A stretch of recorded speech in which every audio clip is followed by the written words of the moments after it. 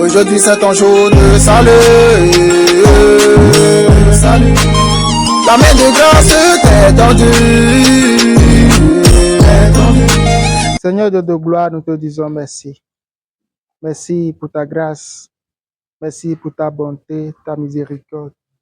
Merci pour ce que tu as fait pour nous. Que toute la gloire te revienne au nom de Jésus-Christ.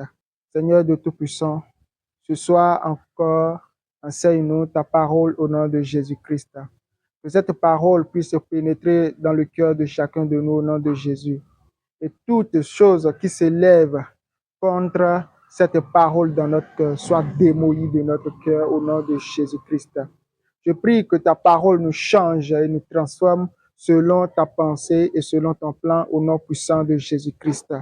Au nom de Jésus, nous avons ainsi prié. Le thème de mon message ce soir, c'est Shifra et Pouya. Nous allons lire la parole de Dieu dans Exode chapitre 1. Exode chapitre 1, versets 15 à 21. La Bible dit ceci. Le roi d'Égypte parla aussi aux sages femmes des Hébreux, nommées l'une Shifra et l'autre Pouya. Il leur dit, quand vous accoucherez les femmes des Hébreux et que vous les verrez sur les sièges, si c'est un garçon, faites-le mourir. Si c'est une fille, laissez-la vivre. Mais les sages femmes craignirent Dieu et ne firent point ce que leur avait dit le roi d'Égypte. Elles laissèrent vivre les enfants. Le roi d'Égypte appela les sages femmes et leur dit, pourquoi avez-vous agi ainsi et avez-vous laissé vivre les enfants? Les sages femmes répondirent à Pharaon, c'est que les femmes des Hébreux ne sont pas comme les femmes égyptiennes. Elles sont vigoureuses et elles accouchent avant l'arrivée de la sage femme. Dieu fit du bien aux sages femmes et le peuple multiplia et devint très nombreux. Parce que les sages femmes avaient eu la crainte de Dieu, Dieu fit prospérer leur maison. Que Dieu bénisse sa parole au nom puissant de Jésus-Christ. Il y a des fois, nous craignons Dieu, mais sans atteindre la perfection dans la crainte pour Dieu. Il y a des fois, nous craignons Dieu devant les hommes, mais dans le secret, nous sommes des rebelles envers Dieu.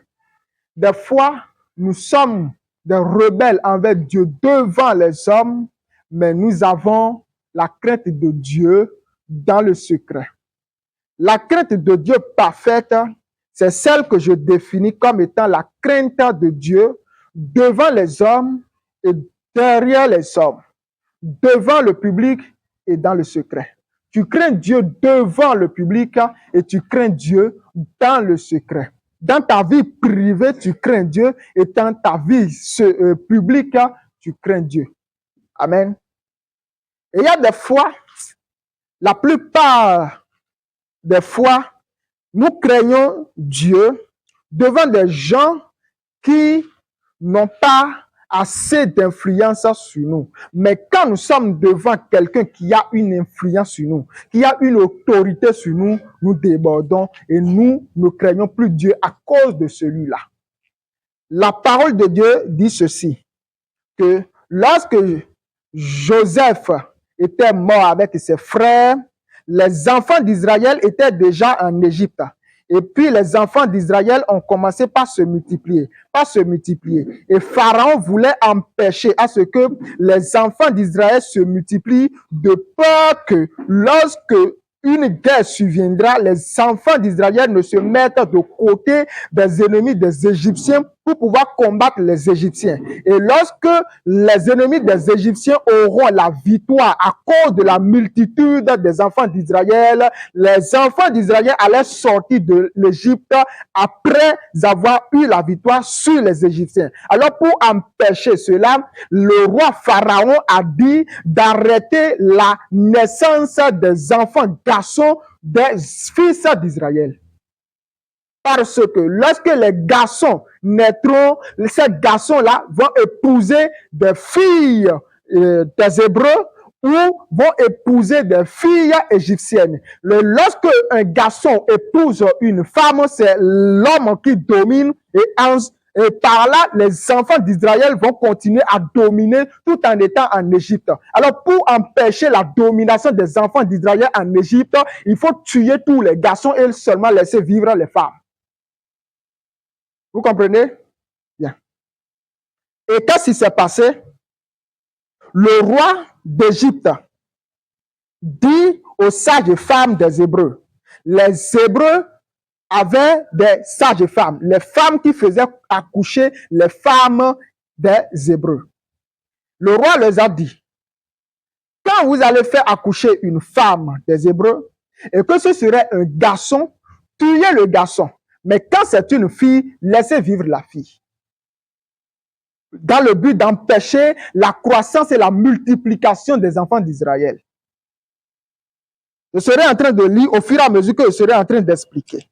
Le roi d'Égypte parla aussi aux sages femmes des Hébreux. Nommez l'une Shifra et l'autre Pouya. Et il leur dit, quand vous accoucherez les femmes des Hébreux, et que vous verrez sur les sièges, si c'est un garçon, faites-le mourir, et si c'est une fille, laissez-la vivre.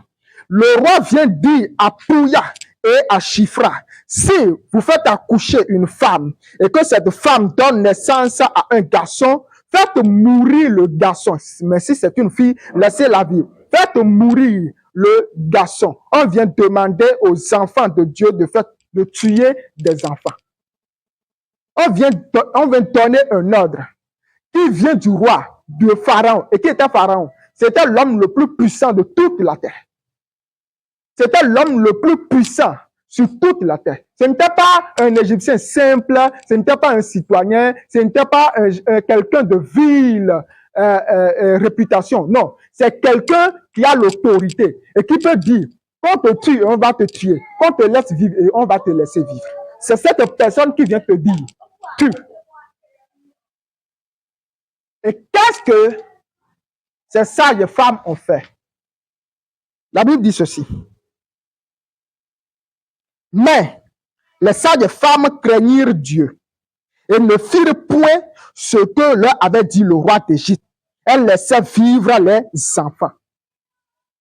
Lorsque le roi était venu disant, vous allez tuer tous les garçons, elles n'avaient pas répondu au roi. Le roi était parti. Et derrière le roi, elles avaient pris la décision de ne pas tuer l'enfant, d'aller contre la décision du roi. Et qu'est-ce qui a fait que ces femmes sont allées contre la décision du roi? La Bible dit, c'est parce qu'elles craignirent Dieu. Elles ont eu la crainte de Dieu. Devant qui? Devant le roi. Si c'était une vile personne, quelqu'un qui n'a pas d'autorité, qui n'a pas d'influence, qui n'a pas une pression à mettre sur elle, qui était venue en disant tuer les enfants et que les femmes n'avaient pas tué, on allait dire que c'est normal. On allait dire que c'est normal parce que ces gens qui étaient venus dire tuer les enfants n'étaient pas des gens qui ont de l'autorité, n'étaient pas des gens qui ont de l'influence, n'étaient pas des gens qui avaient une pression. Ce n'étaient pas des gens qui pouvaient dire tuer ces femmes et on va les tuer. Si c'était un citoyen vil qui était venu et que ces femmes avaient laissé vivre les enfants, on allait dire que c'est normal. Mais ici, il ne s'agit pas de n'importe qui. C'était Pharaon. C'était Pharaon. C'est-à-dire, Pharaon était qui? Pharaon était le dieu physique. Les Égyptiens avaient plusieurs dieux. des dieux invisibles, et il avait quelqu'un qui était un dieu physique. On adorait Pharaon en ce temps-là. C'était un dieu qui était venu parler, disant de tuer. Mais ces femmes, la Bible dit qu'elles craignirent Dieu. C'est-à-dire, ce que tu as dit, la roi, nous n'allons pas accomplir. Nous n'allons pas obéir à ta voix. Mais nous allons craindre Dieu, car Dieu est plus que toi. Dieu est au-dessus de toi. Alors nous n'allons pas te craindre. Nous allons craindre la personne qui est au-dessus de toi. Des fois, nous craignons Dieu devant les petites personnes. Des gens qui n'ont pas d'influence. Des gens qui n'ont aucune autorité sur nous. Des gens qui ne peuvent rien nous faire. Là, nous craignons Dieu. Mais quand il s'agit de quelqu'un qui a l'autorité, et tout en connaissant la volonté de Dieu, est-ce que nous avons la capacité de tenir devant ces gens-là et dire, nous n'allons pas vous obéir, mais nous allons obéir à Dieu? C'est là on saura si vraiment ta crainte que tu as de Dieu là était parfaite ou imparfaite. Lorsqu'il s'agit de notre pasteur et qui a commencé par presser des faux enseignements, par prêcher des hérésies et que tu entends, tu sais que ça, ce sont des faux enseignements, ce sont des hérésies, ce sont des déviations, tu as le zèle de réprimander ce pasteur-là parce que c'est un pasteur d'autrui que tu n'aimes pas trop. Maintenant, attendons que ça soit ton propre pasteur qui vient prêcher des faux enseignements comme l'autre. Voyons maintenant si tu vas encore réprimander ton propre pasteur comme tu as réprimandé l'autre. Là, on saura s'il y a quelqu'un qui a plus d'influence sur toi plus que Dieu. Quand il s'agit de ta femme, tu crains parce que si tu n'obéis pas, si tu ne fais pas, tu vois, elle allait t'abandonner. Maintenant, quand elle va te laisser comme ça, ce sera difficile de la récupérer. Voyons maintenant si tu vas craindre Dieu tout en désobéissant à ta femme et garder la volonté de Dieu. On verra. Mais quand il s'agit des autres femmes qui n'ont pas trop d'influence sur toi et qui te disent des choses, là tu obéis, tu leur dis, la Bible dit, et la Bible dit, et là-bas tu obéis. Maintenant c'est ta femme qui te dit, à partir d'aujourd'hui là, moi je ne veux plus aller à l'église, je veux commencer à adorer le trop fétiche. Si tu me suis, on sera toujours femme et mari. Mais si tu ne me suis pas là, je vais t'abandonner, on verra. Quand c'était ta mère qui te disait, faut entrer dans le tronc, tu es là, maman, la Bible dit, la Bible dit, la Bible dit. Maintenant, c'est ta femme qui dit. Dis-lui aussi, la Bible dit. Quand c'est ton mari, et puis ton mari vient te dire, maman, là où Philemi c'est moi où j'ai bien été, nous allons commencer le fétiche qui est dans ma famille là. Nous allons commencer par l'adorer. Et si tu refuses, tu ramasses tes bagages et tu rentres chez toi. Voilà que ton mari est tout pour toi. Tu n'as pas de travail. Toi-même, tu fais, c'est-à-dire, tu fais des calculs. C'est lui qui paie toute la maison, le loyer. C'est lui qui donne la nourriture. Je n'ai aucun travail. C'est-à-dire, s'il me laisse là, d'ailleurs, je vais mourir de faim et de deux. Si je retourne dans la maison de mon papa là-bas, lui va me chasser et je serai en train de vagabonder de hangar en hangar, de marché en marché. On va voir maintenant. Si, comme c'est ton mari qui a dit, on va voir si tu vas obéir à la voix de Dieu plus que la voix de ton mari. C'était ce qui était arrivé à Pouya et à Chifra. Et elles ont pris la décision derrière le roi en disant, nous n'allons pas t'obéir, mais nous allons craindre Dieu. On continue. Verset 18. Le roi d'Égypte appela les sages femmes et leur dit, pourquoi avez-vous agi ainsi? Donc, le roi a appris que les femmes ont été rebelles à sa voix. Le roi appela les sages femmes et leur dit, pourquoi avez-vous agi ainsi? Et avez-vous laissé vivre les enfants? Les sages femmes répondirent à Pharaon. Elles n'ont pas dit, oh Pharaon, excuse-nous, hein, on ne savait pas. À partir d'aujourd'hui, là, nous allons commencer par les tuer. On va les tuer comme tu as dit, hein. Oh Pharaon, faut nous pardonner, hein, faut nous pardonner. Elles n'ont pas dit ça, elles ont répondu. Répondu en disant quoi? Ça semble de l'embêtement, mais moi j'ai vu de la sagesse ici. Les femmes, ce sont les femmes qui agissent ainsi.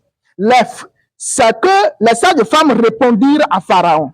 C'est que les femmes des Hébreux ne sont pas comme les femmes égyptiennes. Elles sont vigoureuses et elles accouchent avant l'arrivée de la sage femme. Regardez cette réponse. C'est comme si on est en train d'insulter les femmes égyptiennes parce que les sages femmes Pouya et Shifra avaient fait une comparaison entre les femmes égyptiennes et les femmes des Hébreux. Et puis Pouya et Shifra avaient dit au roi Pharaon, les femmes des Hébreux là sont plus vigoureuses que vos femmes. Non, il faut donner un peu de... Il faut donner un peu de l'honneur aux gens du roi. Maintenant, ces femmes-là, on les ont déshonorées. Les sages femmes, Shifra et Pouya, ont déshonoré les femmes égyptiennes en disant, les femmes égyptiennes ne sont pas comme les femmes des Hébreux. Les femmes des Hébreux, là, ce sont des femmes vigoureuses et elles sont de la force. Ce ne sont pas des femmes que vous avez ici. Hey, tu dis ça à qui? À Pharaon. C'est-à-dire, c'est une crainte de Dieu derrière Pharaon et devant Pharaon. Pour dire, si tu vas nous tuer là, faut nous tuer, mais nous n'allons pas obéir à ta voix. C'est ce que Pouya et Shifra étaient en train de dire par ici. Dieu fit du bien aux sages femmes. Dieu fit du bien aux sages femmes. Et le peuple multiplia et devint très nombreux. Pourquoi? Parce que ces deux femmes avaient eu la crainte de Dieu et la crainte de Dieu qu'elles avaient ont permis à ce que les enfants d'Israël puissent se multiplier et devenir très nombreux. On continue pour vite finir. Parce que les sages femmes avaient eu la crainte de Dieu, Dieu fit prospérer leur maison. Parce que Shifra et Pouya avaient eu la crainte de Dieu, Dieu fit prospérer leur maison. Lorsqu'il y a la crainte de Dieu quelque part, ne dites même pas, Dieu, il faut me faire prospérer. La prospérité viendra. Lorsque tu vis dans la crainte de Dieu, ne dis même pas, Dieu bénis-moi. La bénédiction viendra. Ne dis même pas, Dieu donne-moi de l'argent, ça viendra. Vis, toi vis seulement dans la crainte de Dieu. On n'a pas trouvé le passage où ces deux femmes ont prié en disant, donne-moi la prospérité, la bénédiction. Non, la crainte de Dieu est un élément qui attire la bénédiction et la prospérité. Dieu fit prospérer. Pourquoi? Parce que ces deux femmes avaient eu la crainte de Dieu. Si tu veux la prospérité, tu veux la bénédiction, crée seulement Dieu. Là où il y a des gens qui craignent Dieu, la bénédiction de Dieu, la prospérité de Dieu viennent dans cette maison. La maison dans laquelle il y a des justes, des enfants qui craignent Dieu, un papa qui craint Dieu, une femme qui craint Dieu, des habitants, des gens de la maison qui craignent Dieu, la bénédiction est là. Dans un pays où le président craint Dieu, ces ministres ne sont pas des voleurs, ne sont pas des escrocs. Dans ce pays, il y aura la bénédiction de Dieu, il y aura la prospérité. Comme la maison de Pouya et la maison de Shifra. Pourquoi? Parce qu'elles avaient cru, ils avaient eu la crainte, elles avaient eu la crainte de Dieu. Dans ta maison, attire la prospérité et la bénédiction, pas la crainte de Dieu. Que ce ne soit pas seulement devant les gens qui n'ont pas une influence sur toi, que tu crains Dieu, mais que ce soit aussi devant des gens qui pouvaient te faire taire. Et tu vas devant lui et tu lui dis, monsieur, j'ai appris que vous avez dit ceci et cela. Ce que vous venez de dire là, la parole de Dieu l'interdit.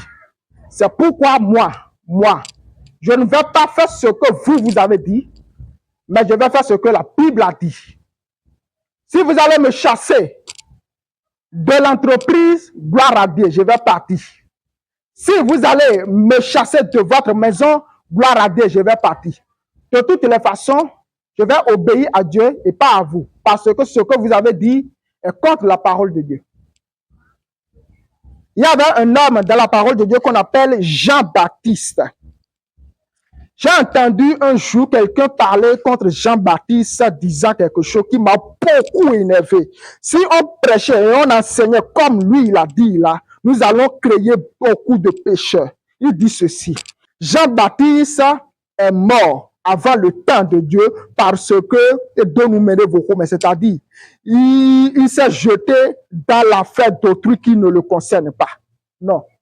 Jean-Baptiste ne s'est pas jeté, ne s'est pas fait de l'affaire d'autrui qui ne le concerne pas. Il ne s'est pas préoccupé de l'affaire d'autrui qui ne le concerne pas. Ça le concernait parce que Jean-Baptiste était envoyé pour préparer le cœur des enfants, le cœur des pères, pour préparer le cœur des gens qui vont venir par la repentance pour pouvoir recevoir le salut en Jésus. Donc, toute personne qui vivait dans le péché, Jean-Baptiste avait le droit et l'autorité de le recadrer. Et qui Jean-Baptiste a recadré? Il a recadré le roi Hérode. Il a recadré le roi Hérode. Roi, il ne t'a pas permis à ce que tu prennes la femme de ton frère. C'est de l'inceste. Et la Bible condamne l'inceste. C'était ce qui a fait que Jean-Baptiste était emprisonné et puis on l'avait décapité. Et ce monsieur-là était en train de dire qu'il ne faut pas se jeter dans l'affaire d'autrui. Donc, je suppose que ce qu'il vient de dire là, c'est ça nous on prend. Donc, quand je te vois dans le péché, je vais me taire. Quand je te vois sur le chemin de l'enfer, je vais me taire. Parce que ce n'est pas mon affaire. C'est ce que lui il est en train de dire. C'est un mauvais enseignement. Lorsque tu vois ton frère sur le mauvais chemin, tu le recadres pour qu'il puisse venir. Et si tu recadres une autorité, s'il va te tuer, qui te tue? D'ailleurs, ce n'est pas la mort là qui est le problème, c'est aller au ciel.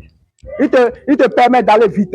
Jean-Baptiste, lorsqu'il était au niveau du Jourdain, et que ce sont les gens qui n'ont pas assez d'autorité, les gens comme les publicains, les soldats, les citoyens qui venaient et ils disaient, si quelqu'un a 2 tuniques, qu'il donne un à quelqu'un qui n'en a pas. Et si quelqu'un a trouvé à manger, qu'il partage avec son frère. Et les soldats sont venus. Et nous, qu'est-ce que nous allons faire? Jean-Baptiste leur disait, ce que on vous donne comme salaire, que cela vous suffise. Ne brutalisez pas quelqu'un pour prendre plus que ce qu'on vous dit de prendre. Et ce sont aux publicains, ils disaient cela. Les gens qui collectaient l'impôt, ils le disaient, n'allez pas pour brutaliser quelqu'un pour prendre ce qu'on vous a dit de prendre.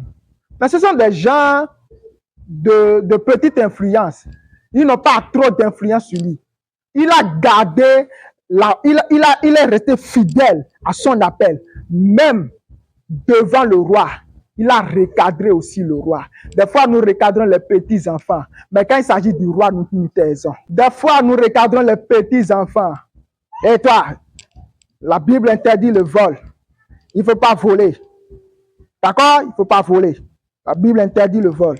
Maintenant, c'est ton papa qui a volé. Quand c'est le papa de ton ami là qui est le ministre et qui a détourné le fonds public, il a volé l'argent de l'État. Et puis l'information est en train de circuler.